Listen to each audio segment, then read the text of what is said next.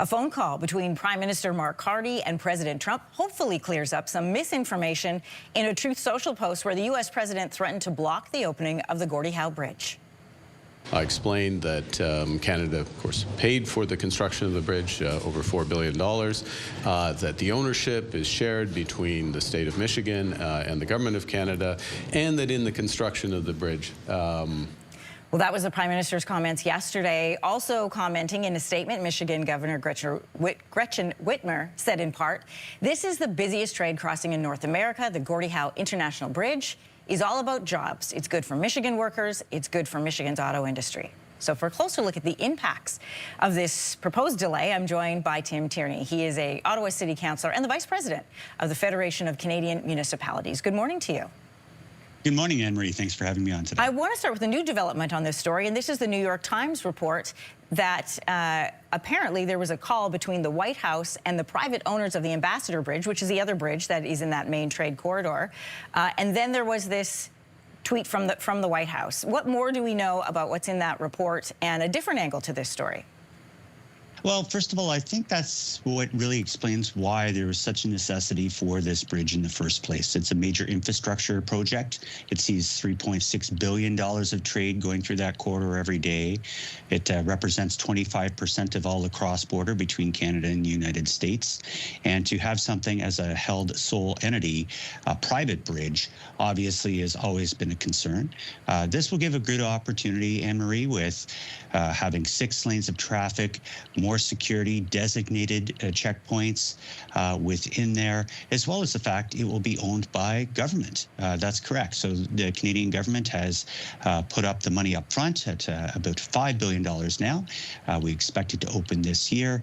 And of course, Michiganders, I've been working very closely with my work with the Federation of Canadian Municipalities, along with the National League of Cities, specifically Brian Barnett. He's the mayor of Rochester Hills, Michigan. We're all simpatico. We need to see a competitive, safe bridge. This Ambassador Bridge is from 1929. It's almost 100 years old. Yeah. And to have a more competitive way to be able to have pricing on that bridge will benefit both sides of the border, because, of course, anytime you add any kind of charge, it gets passed down to the local consumer. Yeah. Let's talk more about the agreements that were actually made between these two countries. One of the allegations by the president in that first Truth Social post was that it was owned by Canadians and that the U.S. Would be stuck paying Canadians for something that they didn't have any partnership in. What, in fact, is the actual agreement between the two countries?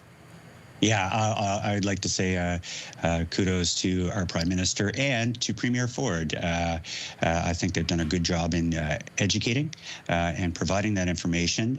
Where it lands in Michigan, which we love, certainly is their land.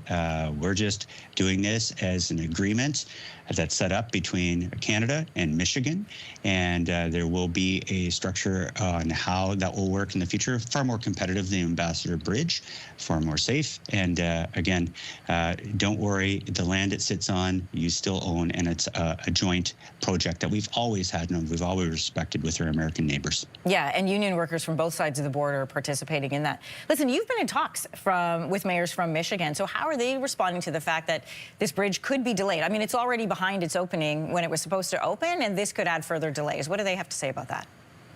Yeah, they're very concerned. I'm in daily talks with them. I'm also in discussions with Global Affairs Canada. I think there's a lot of background discussions taking place. Again, we recognize, and that's why the work of the National League of Cities, which represents 3,000 municipalities. I was down in Salt Lake City recently speaking to Brian Barnett, the mayor of Rochester Hills, very concerned. Obviously, there's impacts. There's still a lot of trade, whether it's automotive or warehousing, that takes place across our borders.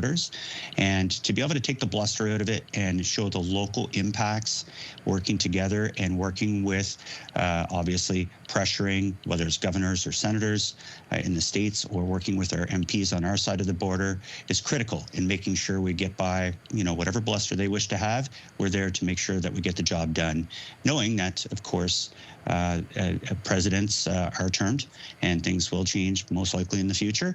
But that being said, we want to focus on fixing the situation, getting that bridge open this year.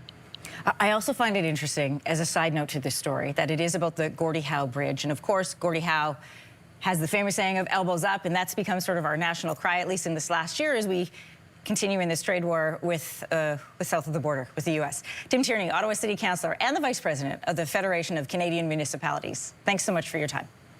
Thank you, Anne-Marie. If you like that video, make sure to subscribe to the Your Morning YouTube feed, where you can find all kinds of new content posted every weekday morning.